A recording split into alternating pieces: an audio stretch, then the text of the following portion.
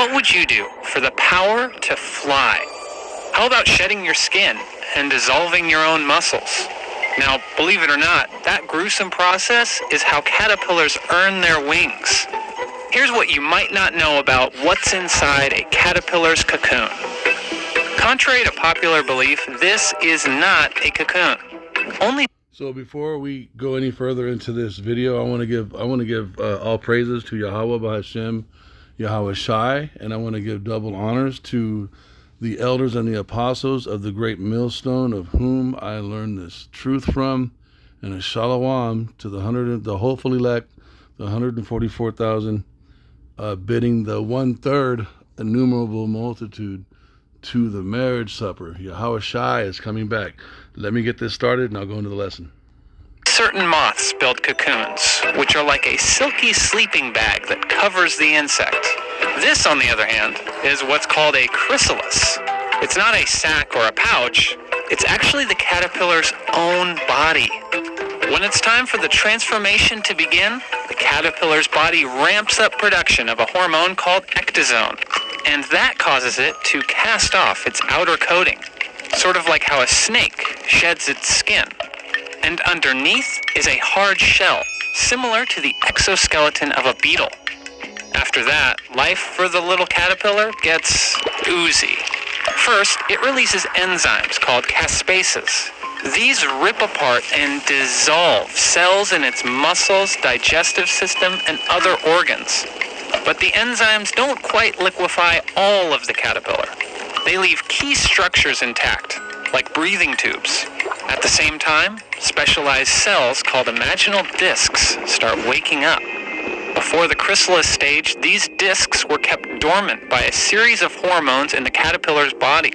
But once the transformation begins, those hormone levels take a nosedive, giving these discs the opportunity to do what they do best: build a butterfly. You see, each disc contains the genetic recipe to form a different adult body part, starting from the inside out. After 1 week, the digestive system of the butterfly is well on its way. And by day 16, the adult's legs, wings, eyes, and mouth are all present and in working order. Now, 2 weeks is a remarkably short time for all of this to happen, since each imaginal disc starts out with only about 50 cells and must multiply those into thousands just to form a single wing. And if you checked out the chrysalis around day 16, you might even be able to see those brilliantly colored wings. Because for some species, their chrysalis turns transparent in their final days of metamorphosis. Now, fully formed, it's time to hit the road. The chrysalis splits open down the center and the butterfly escapes. Meanwhile, a reddish liquid spills out. So I kind of want to say something real quick. I want to go back to that 2 week period. So, 16, 14 days, right? So I believe, so right here, so look, so you got, what does it say in the Bible? Peter says 1 day is as 1,000 years and 1,000 years are 1 day. And we know through the precepts that the Alahayim at the order of Yahweh were creating.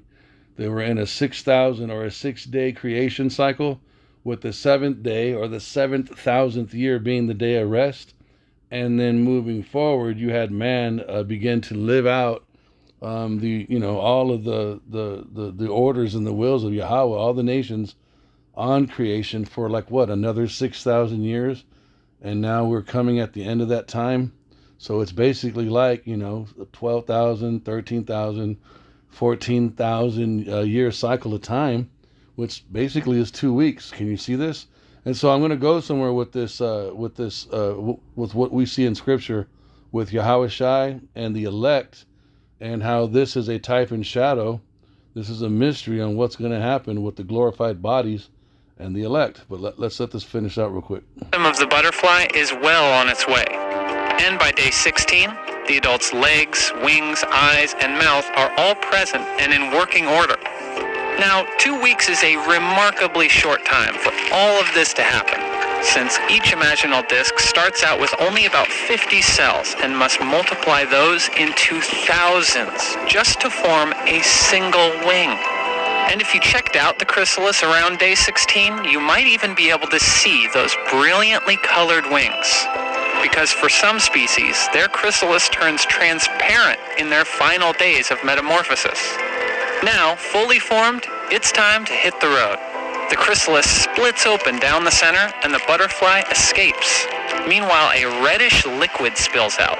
That's all the waste the butterfly, nay, caterpillar, produced during its stay. Once its wings expand and harden, it's ready to mate, pollinate, and slurp nectar to its heart's desire. But one of the most interesting parts of all, research suggests that butterflies and moths can remember their caterpillar days. In one study, researchers trained moth caterpillars to associate an odor with an electric shock. So whenever the larvae smelled it, they'd move away. But even after they transformed into adult moths, they still avoided the scary smell. It makes you wonder what else they could recall from their younger days. We're going to remember everything Esau, Edom did to us. That's what we're going to remember, everything. We're going to remember our transgressions against Yahweh by Hashem Yahweh Shai. We're going to remember everything. So let me turn this up this way. Let me see. So this is going to be a short lesson, but I was talking to a brother, and we were talking about the monarch butterfly. So this is also going into what the monarch butterfly is, right? So you see all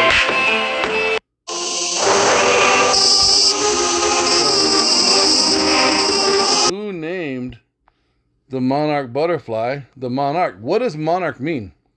So we just saw of a worm transition or metamorphosis into a butterfly through basically a 2-week period of time, which can be paralleled to the measurement of time identified in Scripture by Peter, the apostle, the head apostle, as 1,000 years in one day, and one day as 1,000 years. And then we can see this is the etymon, what the definition of monarch is. I already previously looked this up, so check this out. So a monarch is a supreme governor for life, a sole or autocratic ruler of a state. And it's from the French monarque, I believe, or monarch, modern French monarque, and directly from Latin, late Latin, monarcha. From Greek, monarchos, one who rules alone. In modern times, generally a hereditary sovereign with more or less limited power. So there you got inheritance through seed line. And what does Yahweh Shai say in Revelations? I believe I'm just going to pull it up here. Revelations, I am the seed, I am the root and offspring of Davidah, King David. It's Revelations 22:16.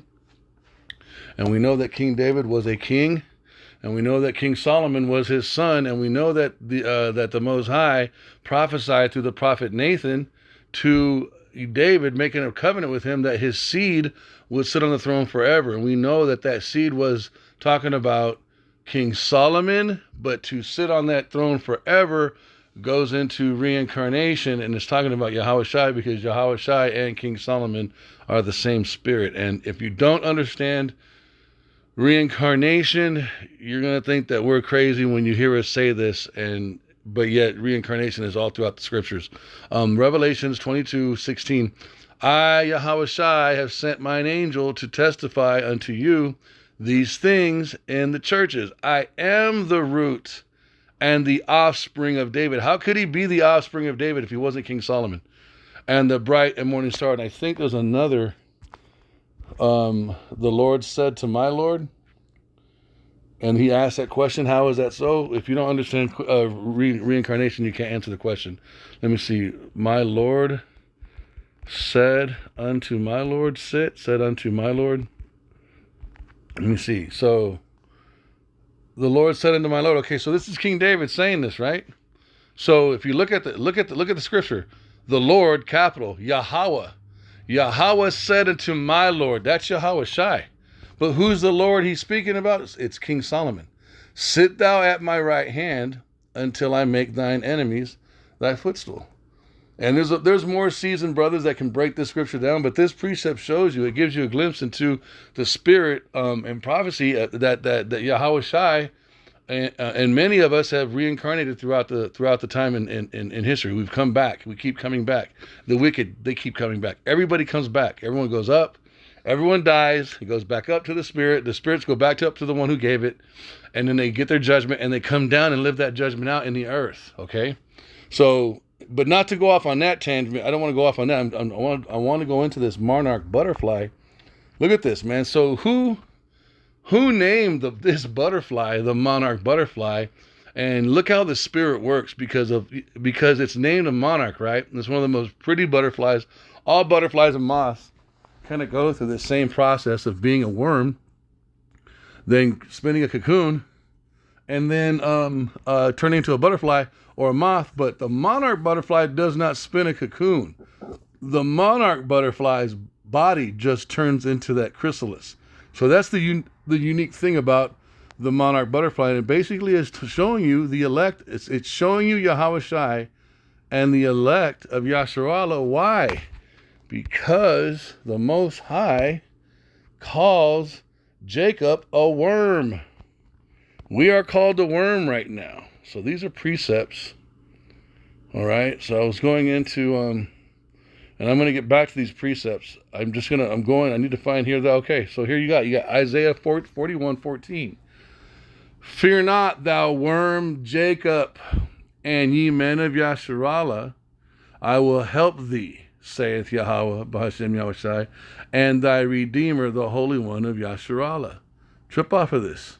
All right. So we know with the understanding of reincarnation that Adam, that Malach Tazadok, that Isaac, King Solomon, they were all Yahweh Shai. And then Yahweh Shai comes down with the majority of his memory, right? And he's walking his earthly ministry. And even with all the spiritual power that he had in his earthly ministry, out of his own mouth, he still said, I will be perfected, right? He will go from a worm state to a perfected butterfly state. He will have 7 years and 7 eyes. Let's see if we can find that. Let me see. That's okay, hold up. I will be perfected. I know I found it earlier, but I'm just going to pull it up here. That way I'm not wasting that much time. After 3 days, I will be perfected. And he's talking about send that message to Herod, and he calls him a fox. I will be perfected. So this is in the New Testament. Yahweh Shai's got his spiritual power, but not all of it. And he's got a healthy body, but he doesn't have his glorified body that he later shows up to John in the book of Revelation. So this is Luke 13:32, and he said unto him, Go ye and tell that fox, Behold, I cast out devils, and I do cures today and tomorrow, and the third day I shall be perfected.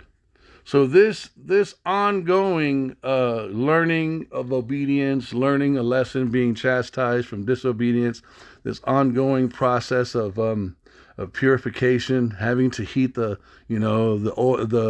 gold 7 times before it's perfectly purified, us being in captivity 7 times, the righteous man that falls 7 times but gets back up again.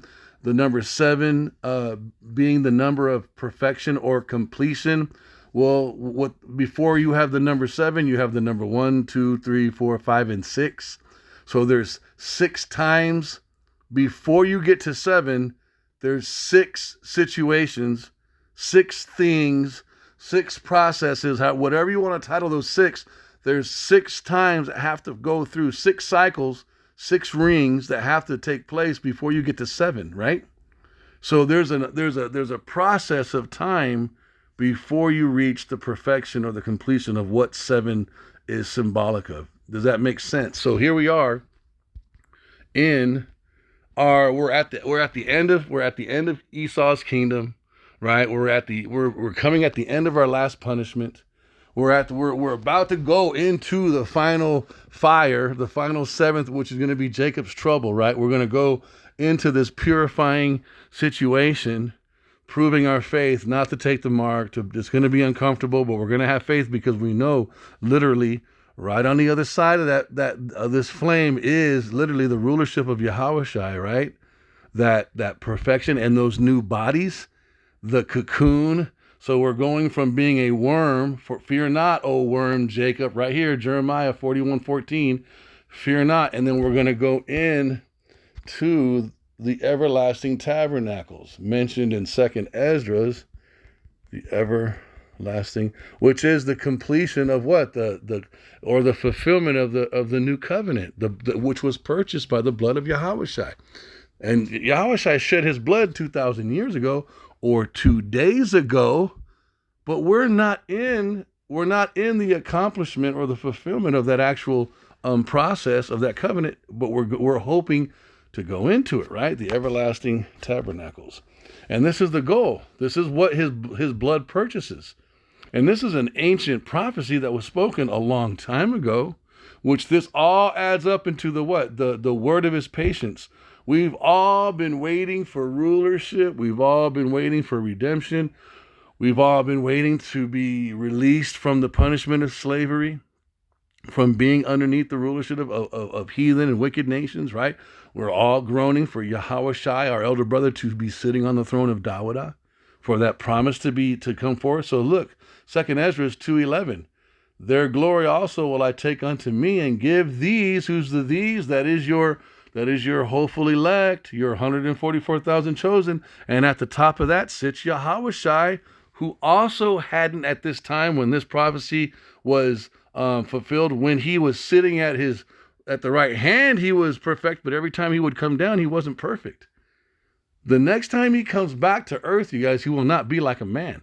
But every time he came to earth previous to that time, he was incomplete. He was in one of those sixes. He was needing more wisdom. He had to learn obedience. He went off when he was Adam, and he had to receive the coats of skin with his wife, Eve, right? He learned obedience going up the mountain with Abraham and sat on that altar all nervous and scared. He learned what it was like to be a father, prophesying over Jacob and Esau, right? He built the temple when he was King Solomon, and then later in his life, he went off, right? And then he received the correction of that as Yahushua, and then on the third day, then he was perfected, right? So there's been this ongoing anxiety, this anxious expectation of the completion of what it's going to be like going from a worm into the liquid state in that chrysalis or cocoon, and then breaking out with the wings and then flying around, right? As a butterfly, all glorified.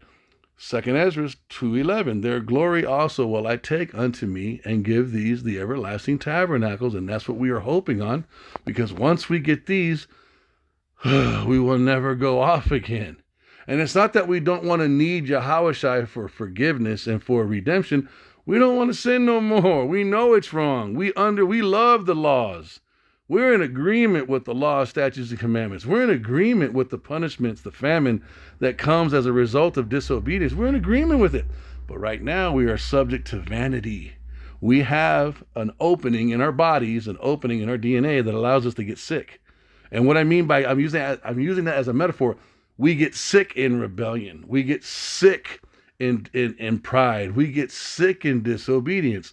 Just like you don't want to be sick, yet you'll get sick and you got a fucking cough and you got a fever and your muscles hurt and your nose is all crazy and you're coughing up all this fucking phlegm. You don't want to do that shit, and you're putting everything you can in your body to get this bullshit bug out of you. Sin and transgression is the same fucking thing, man.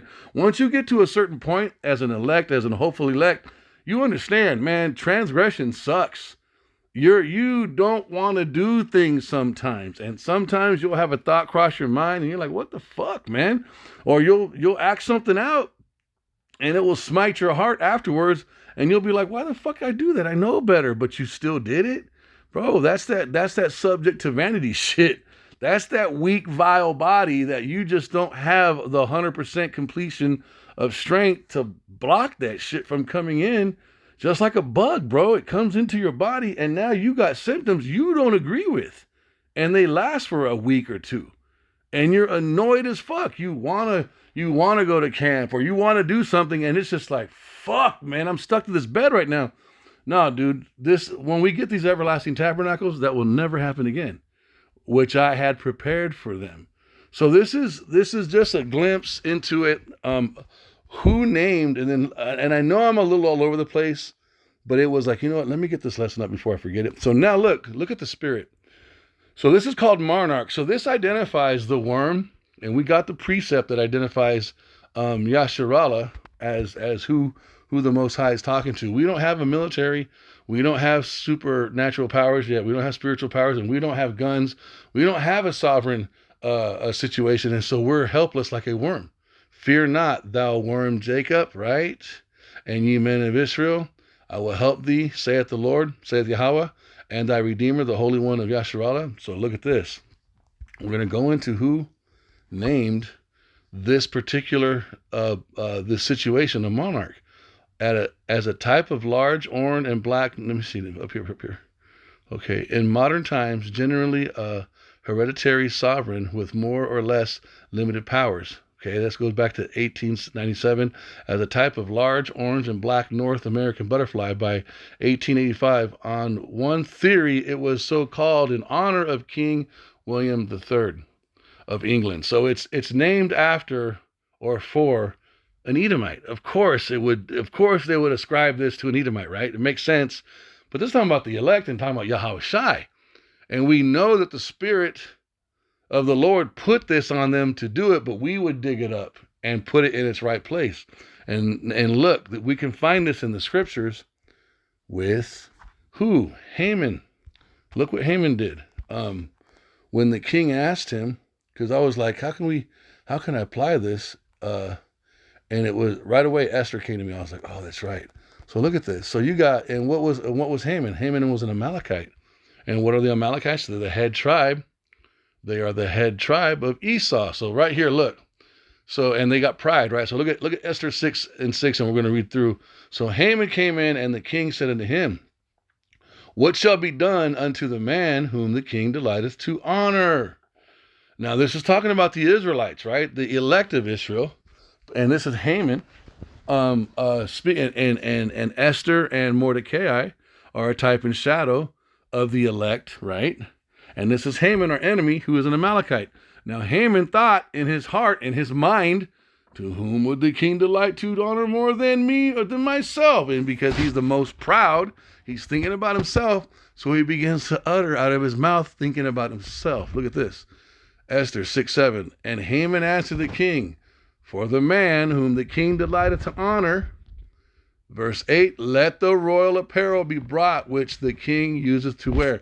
What's the royal apparel in this context, you guys? It's the new glorified body.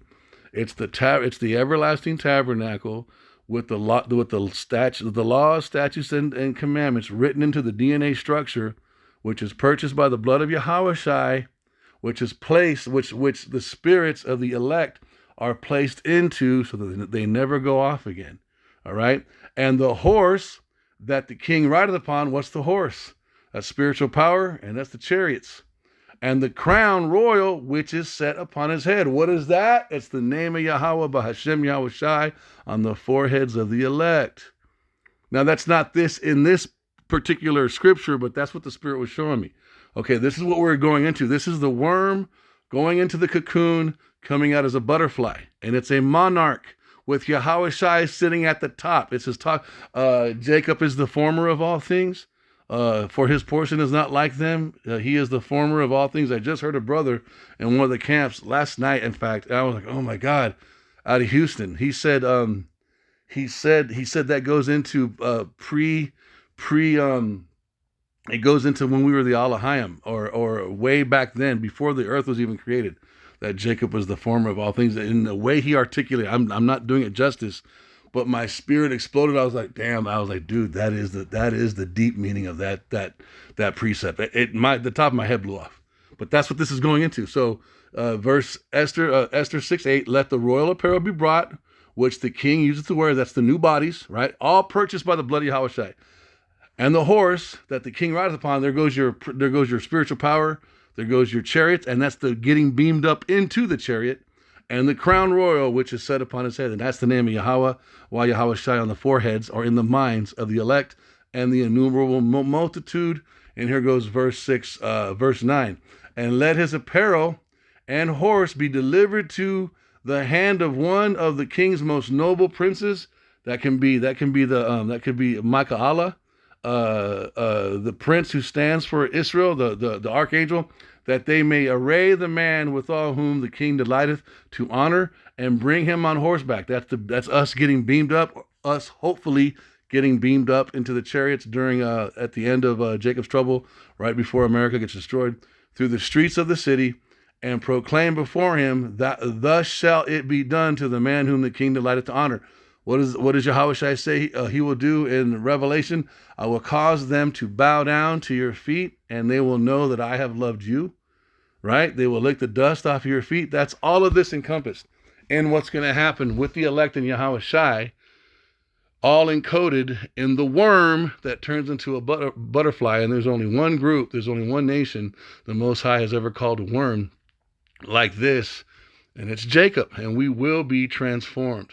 And then I was like, who named the monarch? And that's what brought all this. That's why I took that picture right there. I think that's it, you guys.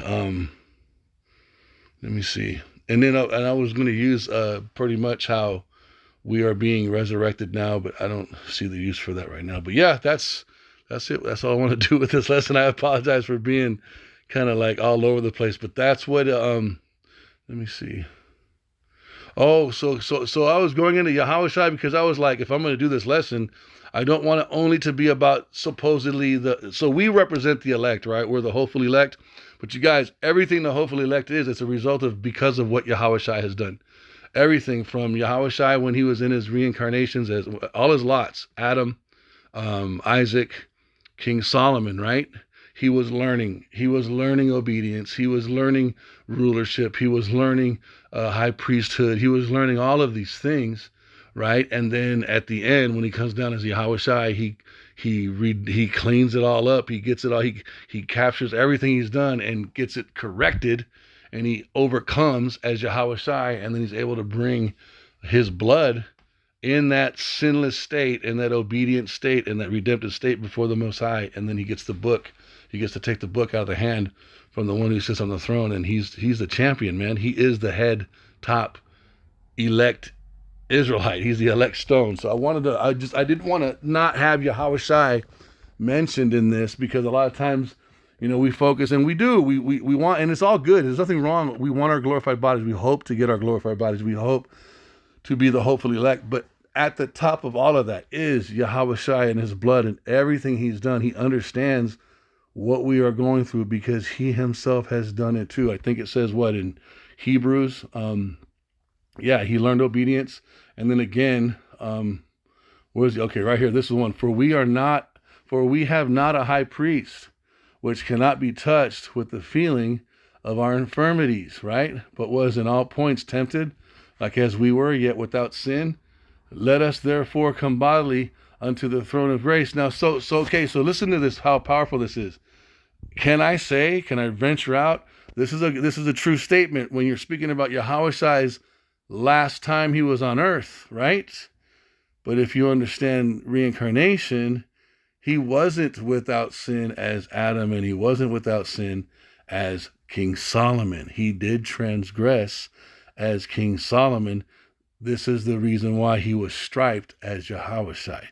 He was paying, he was receiving the correction, the chastisement of the stripes of men, according to the promise and the prophecy made through the prophet Nathan to King David in 1st or 2nd Samuel's, right? So this is really huge when you understand that he was on the earth before, and he does know what it's like to go off, but he didn't go off at this point because now he's reaching his perfection. He's getting stronger and better every time he comes down, if that makes sense. For we have not an high priest which cannot be touched with the feelings of our infirmities. He really, really, really understands us more than we realize, man. Yahushua really, really, really comprehends It doesn't mean it's okay, you guys. It's not what I'm not trying to try to walk with me in this, but he really does. The elect that are able to receive, and what I mean by receive, I'm not talking about in your spirit believe what I'm saying. I'm talking about the ones that Yahushua has chosen to be merciful to.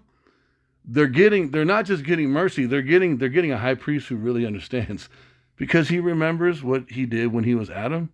He remembers what he went through when he was Isaac.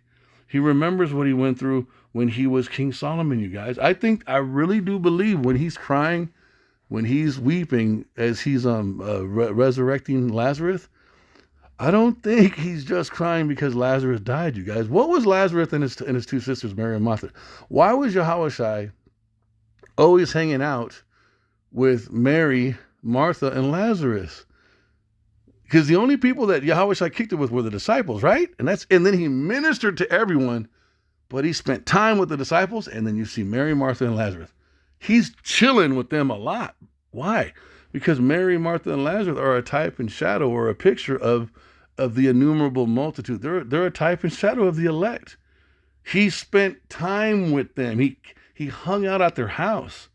So when Lazarus dies, I think Yahushua is reflecting as a righteous older brother would, as a firstborn son of the Most High Yahweh would, as Yahushua in his victorious walk in this lot where he is weeping, as he would. I think he's reflecting on his involvement or something that he knows he had something to do with because of Adam and because of King Solomon. Some of the salt, some of the water, some of the moisture in those tears has to be from him knowing about those two moments. It cannot just be he's just crying because Lazarus died.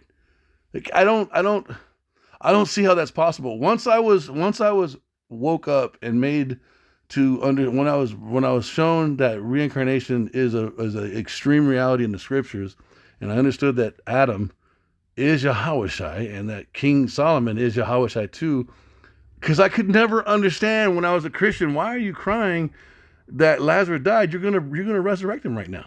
You're gonna bring him back to life. No mechanic cries. I mean, maybe, man. But if you know how to fix your car, just fix the car and you're going to fix it. You know how to fix something that you broke, right? I think that he was weeping because, well, there it is. I just said it. I think he knew, well, the reason why he died is because I broke something. I released something into the earth, and then I'm going to fix it. So I'm just suggesting, I think a lot of the weeping that Yahushua expressed at Lazarus' death is, for one, because Lazarus represents the elect or type and shadow of the innumerable multitude, and Yahushua was truly repentant. He was truly sorry. He was truly repentant for what he knew he had done. And it's hard to say that, bro.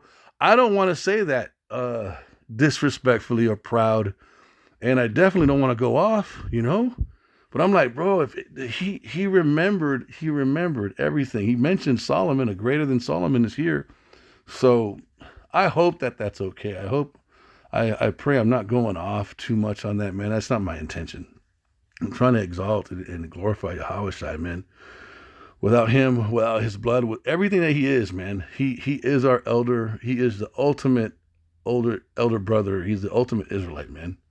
There's not anything that we do that's going to catch him off guard. So I hope this lesson is edifying. And with that, I want to give all glory to Yahweh B'Hashem Yahushai.